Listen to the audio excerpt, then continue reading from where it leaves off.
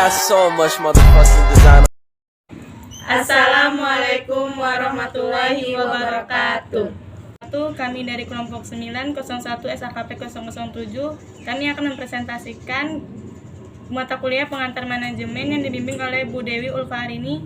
Sebelumnya saya akan memperkenalkan diri. Nama saya Walda Bilafida. Nama saya Syafadila. Nama saya Nisa Irwanda. Nama saya Hadawiyandari.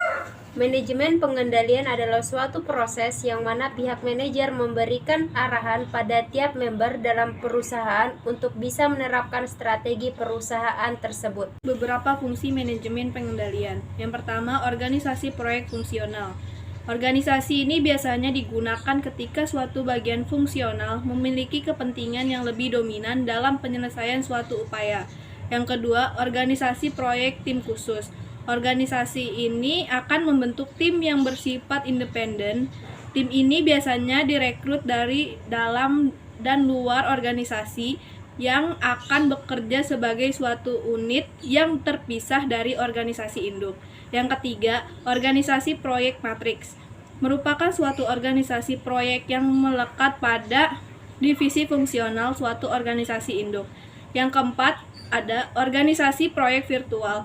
Adalah suatu bentuk organisasi proyek merupakan suatu aliansi dan beberapa organisasi dengan tujuan menghasilkan suatu produk tertentu. Hakikat proyek. Sebuah proyek disimpulkan kegiatan yang dimaksud untuk mencapai hasil akhir tertentu yang memiliki arti yang cukup penting bagi kepentingan pihak manajemen proyek.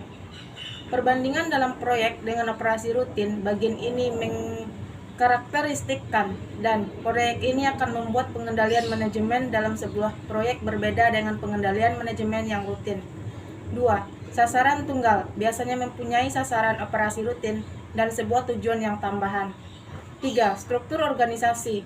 Organisasi proyek ini bertumpuk tinggi dengan organisasi operasional, sistem pengendalian manajemen organisasi. 4. Fokus pada proyek. Dalam menghasilkan produk yang memuaskan dalam jangka waktu yang cukup lama, tentu pada tingkat biaya yang optimal. Yang kelima, perluasnya trade-off. Jadwal dan biaya dikurangi dengan mengurangi ruang lingkup suatu proyek. Yang keenam, standar yang kurang handal.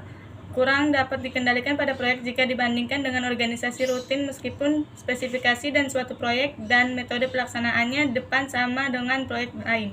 Yang ketujuh, sering terjadi perubahan dalam perencanaan. Sering berubah di proses dalam kondisi lingkungan yang tidak handalnya dalam proyek konstruksi atau pengungkapan fungsi.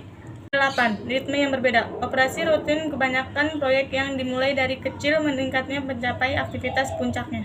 Kesimpulan, sistem pengendalian manajemen ini adalah suatu sistem yang berisi tuntutan kepada seluruh orang yang ada di dalam perusahaan untuk menjalankan dan mengendalikan perusahaan yang baik berdasarkan asumsi-asumsi tertentu. Proses pengendalian manajemen yang formal ini memiliki beberapa tahapan yang saling berkaitan antara satu dengan yang lainnya, yang terdiri atas pemrograman, penganggaran, operasional dan akuntansi, serta laporan dan analisis. Sekian pemaparan materi dari kelompok kami, kurang lebihnya mohon maaf. Wassalamualaikum warahmatullahi wabarakatuh.